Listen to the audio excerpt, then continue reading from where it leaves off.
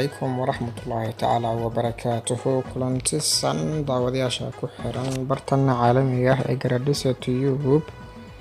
habeen wanaagsan ayaan idin leeyahay daawadayaasha qiimiga iyo qadarinta naga mudan isku soo noqod wanaagsan halkan waa Garadisa YouTube. hagaag waxaad ku soo dhawaataan taariikh kooban oo markaa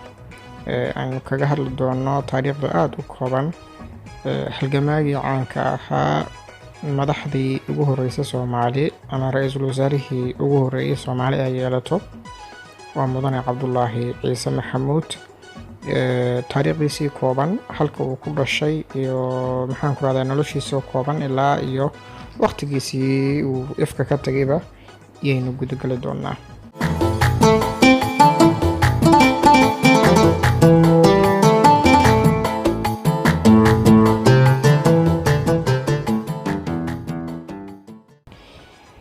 fadlan haddii ay tahay markaadii kugu horeysay channelkan subscribe iyo saar like share commentigana videogan xaqiisa ahaan u sii waa mahadsan tahay. hagaag ra'iisul wasaarihii ugu horeeyay ee Soomaaliya mudane Cabdullaahi Ciise Maxamuud. Cabdullaahi Ciise aabihii waxa uu geeriyooday isaga oo yar waxaana soo korisay hooyadii oo la oran jiray Mareero Diini. dugsiga Quraanka iyo waxbarashada dugsiga hoose iyo dhexe waxa uu ku qaatay magaalada Muqdisho sanadkii markii uu ahaa 1938. waxa uu ka qalin jabiyay dugsiga sare ee Talyaaniga wuxuuna markaa noqday maamul xafiis. taariikh nololeedkii Cabdullaahi Ciise Maxamuud sanadkii 1922 ayuu Cabdullaahi Ciise Maxamuud ku dhashay degmada Afgooye ee gobolka Shabeellada Hoose. Allaha u naxariistay aabihii isaga oo yar ayuu dhintay Cabdullaahi waxaana soo korisay hooyadiis Allaha u naxariistay yana oo lagu magacaabi jiray Mareero Diini Axmed Warfaa Dalal. Cabdullaahi Ciise iyo hooyadii xamar ayay u soo wareegeen halkaas oo uu ka bilaabay dugsiga Quraanka iyo waxbarashadiisii hoose dhexe. sanadkii 1938 Cabdullaahi Ciise isaga oo jira 16 sano ayuu ka qalin jabiyay dugsiga sare ee Talyaaniga wuxuuna noqday maamul xafiis. sanadkii markii uu ahaa 1943 Cabdullaahi Ciise wuxuu ka mid noqday golihii dhexe ee SYL. sanadkii 1944 Cabdullaahi Ciise wuxuu laantii ugu horeysay ee SYL ka furay magaalada Beledweyne 15 bishii shanaad ee 1947 sanad guuradii afraad ee SYC waxaa loo doortay hoggaan cusub oo ay yeelatay SYC waxaana xoghaye guud loo doortay halgamaa Cabdullaahi Ciise Maxamuud. mudane Cabdullaahi Ciise Maxamuud si halganka loo dardargeliyay waxa uu keenay qorshe siyaasadeed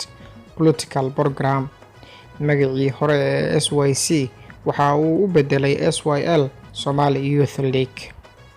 waxa uu soo saaray barnaamijkiisii siyaasadeed oo ka koobnaa 5 qodob oo kala ahaa: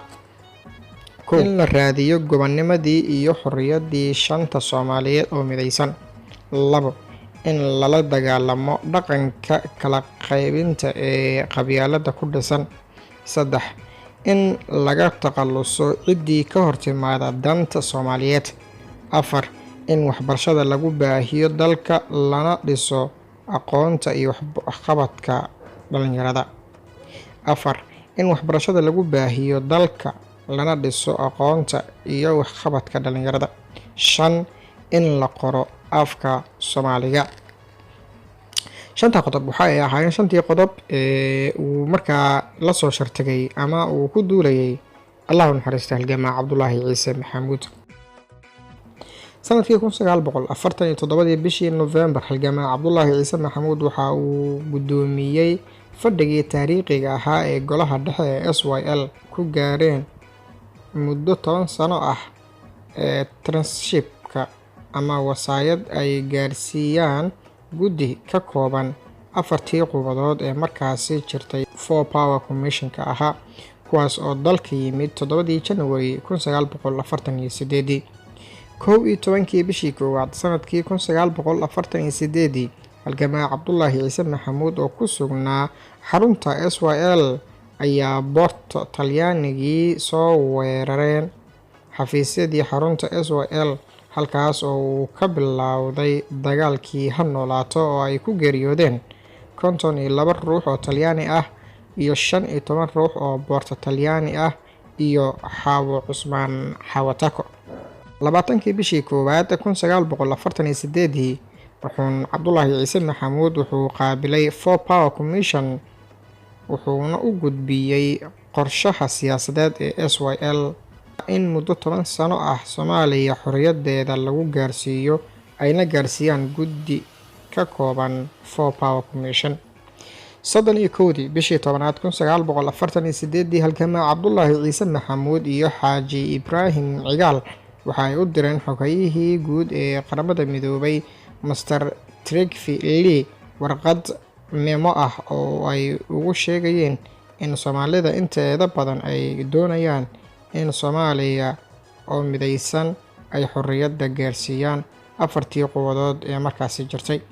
28kii bishii 10aad sanadkii 1948 wuxuu ka dhoofay dalka si uu uga qayb galo shir ka dhacay Paris, gaar ahaan Lexis, oo ay soo qabanqaabiyeen wasiiradii arrimaha dibadda ee Talyaaniga iyo Ingiriiska oo 5 ilaa 6 May 1948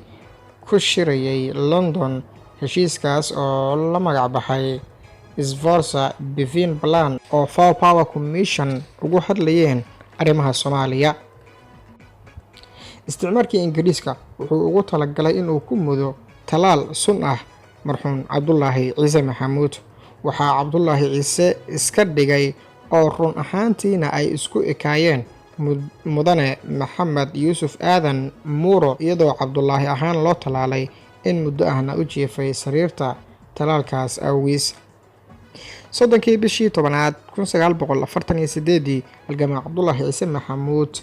waxa uu ka degay magaalada London, waxaana soo dhaweeyay Ducaale Maxamed oo ahaa xogayihii SYL ee Cardiff iyo Ibraahim Maxamed oo ahaa madaxii SYL ee Liverpool. 3 bishii 11aad 1948 halgamaa Cabdullaahi Ciise Maxamuud waxa uu la kulmay xogayaha arrimaha dibadda ee dalka Ingiriiska. Maarso 1949 halgamaa Cabdullaahi Ciise Maxamuud waxa uu tagay xarunta qaramada midoobay ee New York, halkaas oo uu ka waday diblomaasiyaddii uu xorriyadda Soomaaliya ugu raadinayay. 13 bishii 6aad 1949 halgamaa Cabdullaahi Ciise Maxamuud isagoo ku sugan magaalada New York waxa uu SYL u soo diray qoraalkii caanka ahaa ee la magac baxay Abello iyo Soomaali oo uu ugu hesheekeeyay guud ahaan Soomaali weyn, SYL iyo beesha caalamka khatarta uu wato qorshaha Sforza Bevin Plan, arrintaas oo misana qaramada midoobay ku kala jabtay. 21kii bishii 11aad 1949 halgamaa Cabdullaahi Ciise Maxamuud waxa uu u suuragalay in qaramada midoobay soo saarto go'aan lambar 289 United Nations Resolution oo nambarkiisu yahay 289 oo koonfurta Soomaaliya xorriyadda lagu gaarsiinayo muddo 10 sano ah. Transshipka ama wasaayadda uu maamulo Talyaaniga iyada oo la dhinac dhigay guddi qaramada midoobay ka socday oo ay ka koobnaayeen dalalka Masar, Philippines, Colombia oo ilaalinayay howlaha xorriyadda gaarsiinta siday u socdaan. 18 bishii Oktoobar sanadkii 1950 Cabdullaahi Ciise Maxamuud dacwad ayuu u qoray qaramada midoobay ee uu ku eedeynayo maamulkii Afis oo ka leexday waajibaadkii saaray. waxa uuna ka codsaday qaramada midoobay in la sameeyo guddi la tashi qaran Consultative Council oo awood leh. wuxuu kaloo qaramada midoobay ka codsaday in Soomaaliya laga difaaco ajaaniibta kusoo qulqulaya, gaar ahaana kuwa Talyaaniga ah. sanadkii 1954 halgamaa Cabdullaahi Ciise Maxamuud waxa uu ku guuleystay siyaasad ahaan in uu qaramada midoobay ku qanciyo in la isfeero suro calamada qaramada midoobay Talyaaniga iyo midka Soomaaliya. 1956 ilaa 60kii halgamaa Cabdullaahi Ciise Maxamuud waxa uu ahaa ra'iisul wasaarihii ugu horreeyay ee Soomaaliya waxaana dowladdaas lagu dhisay sharci nambarkiisa 7 bishii 1956 oo ay dejiyeen qolay sharci dejinta 1959 halgamaa Cabdullaahi Ciise Maxamuud wuxuu mar labaad ku guuleystay xilka ra'iisul wasaaraha 12 bishii 1960kii halgamaa Cabdullaahi Ciise Maxamuud waxa uu abaabulay saxiixayna dekreetadii lagu dhisay ciidanka xoogga dalka Soomaaliyeed wuxuuna darajada generaalka u dalacsiiyay oo magacaabay taliyihii ciidanka xoogga dalka Soomaaliyeed General Daawud Cabdulle Xirsi 1960kii ilaa 64 halgamaa Cabdullaahi Ciise Maxamuud wuxuu ahaa wasiirka arrimaha dibadda 1964 ilaa 67 halgamaa Cabdullaahi Ciise waxa uu ahaa wasiirkii caafimaadkii dowladii madaxweynaha ka ahaa Allah u naxariistay Aadan Cabdulle Cusmaan 1967 ilaa 69 halgamaa Cabdullaahi Ciise Maxamuud waxa uu ahaa wasiirka ganacsiga iyo warshadaha 1969 ilaa 1973 halgamaa Cabdullaahi Ciise Maxamuud waxa uu ka mid ahaa madaxdii Soomaaliyeed ee kooxdii militariga ahayd ay inqilaabeen lana xiray isaga oo si sharci darro ah xabsiga ugu jiray muddo 4 sanadood 1973 ilaa 84 halgamaa Cabdullaahi Ciise Maxamuud waxa uu ahaa danjiraha Soomaaliya u fadhiya dalka Sweden isla markaana wakiil ka ahaa dhammaan wadamada la isku yiraahdo Scandinavian 24 bishii 3 1988 Allah u naxariistay halgamaa Cabdullaahi Ciise Maxamuud waxa uu ku geeriyooday magaalada Roma ee dalka Talyaaniga 29 bishii 3 ee 1988 halgamaa Cabdullaahi Ciise meydkiisii ayaa dalka la keenay isla maalintaasna waa la aasay waxaana loo aasay si heer qaran ah iyada oo halgamayaashii Israel dhammaantood ay aaskii ka soo qayb galeen intii markaa noolayd iyo guud ahaan dadweynaha Soomaaliyeed iyo dowladii GDS-ka ama dowladii inqilaabka wadanka ku qabsatay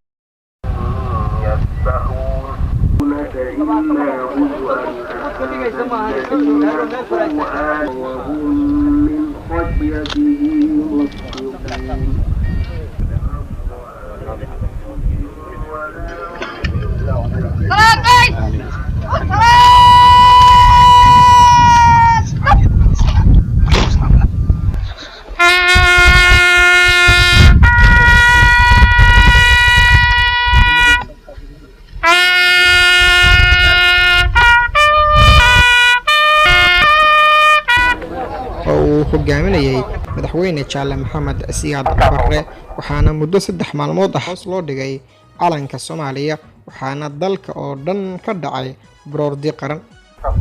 oo binaadam waxay arin joogtaa qofka halkaas markii laga tago ma